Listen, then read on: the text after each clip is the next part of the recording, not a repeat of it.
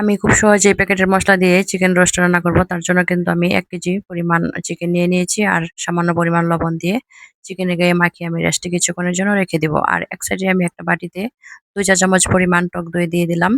দিয়ে আমি টক দইটা ভালোভাবে ফেটিয়ে নেব চামচের সাহায্যে। আর আমি চিকেন রোস্টটা রান্না করব প্যাকেটের মসলায়। আর এখন আমি প্যাকেটের মসলা সম্পূর্ণ ঢেলে দিলাম। কারণ ১ কেজি চিকেনের জন্য ১ প্যাকেট মসলা লাগবে। আর তার মধ্যে আমি ১ চা চামচ পরিমাণ বা ১ ফালি হবে লেবুর রস দিয়ে দিলাম। এখন আমি চিকেনগুলো সুন্দরভাবে একটা কড়াইয়ে ভেজে নিব। পর্যাপ্ত পরিমাণে আমি তেল দিয়ে দিলাম। আমি ঢাকনা দিয়ে এজন্য ঢেকে দিয়েছি কারণ তেলের মধ্যে চিকেন পিসগুলো দিলে কিন্তু তেল ছিটে আসে শরীরে। সেজন্য কিন্তু আমি ঢাকনা দিয়ে ঢেকে দিয়েছিলাম। আর এখন আমি হালকা একটু কালার চলে আসলে কিন্তু নামিয়ে নিব। খুব বেশি একটা ভাজা লাগবে না। বেশি ভাজলে কিন্তু আবার রোস্টটা শক্ত লাগবে, খেতে ভালো লাগবে না। আর এখন আমি সবগুলো পিস উঠিয়ে নিয়েছি। বাকি পিসগুলো কিন্তু আমি ভেজে নিয়েছি।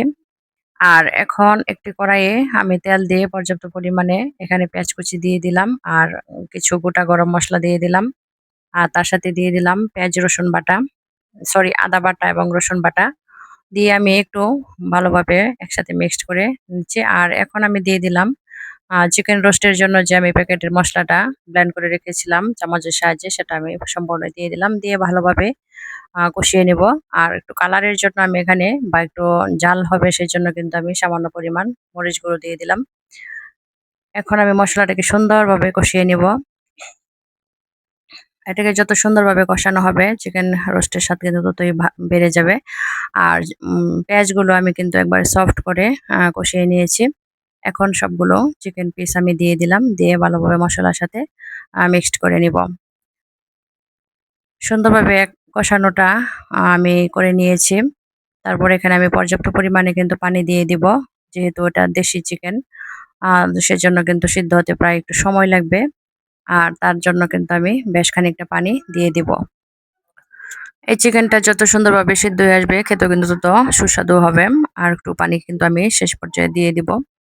তো এই পানি দিয়ে কিন্তু চিকেনটা সম্পূর্ণ রান্না হয়ে যাবে। আর চুলার আগুনটা কিন্তু আমি মিডিয়াম হিটে করে রান্নাটা করব। আমি সেজন্য ঢাকনা দিয়ে ঢেকে দিয়েছি। তার কিছুক্ষণ পর কিন্তু আমি ঢাকনা খুলে দেখে নিচ্ছি চিকেন সিদ্ধ হতে কতটুকু সময় লাগবে। আর ঝোলটা কিন্তু আরো টেনে আসবে। তারপর কিন্তু আমি নামিয়ে নিব। আর কিছু কাঁচামরিচ আমি সুঘ্রাণের জন্য এখানে দিয়ে দিচ্ছি। দিয়ে আমি আবারও ঢাকনা দিয়ে ঢেকে দিয়েছিলাম। আর ঝোলটা কিন্তু টেনে আসার পর কিন্তু আমি নামিয়ে নিচ্ছি। আর শেষে কিন্তু আমি কিছু পেঁয়াজ বেরেস্তা করে উপরে ছিটিয়ে দিয়েছি। তো সবাই ভালো থাকবেন, সুস্থ থাকবেন। আল্লাহ হাফেজ।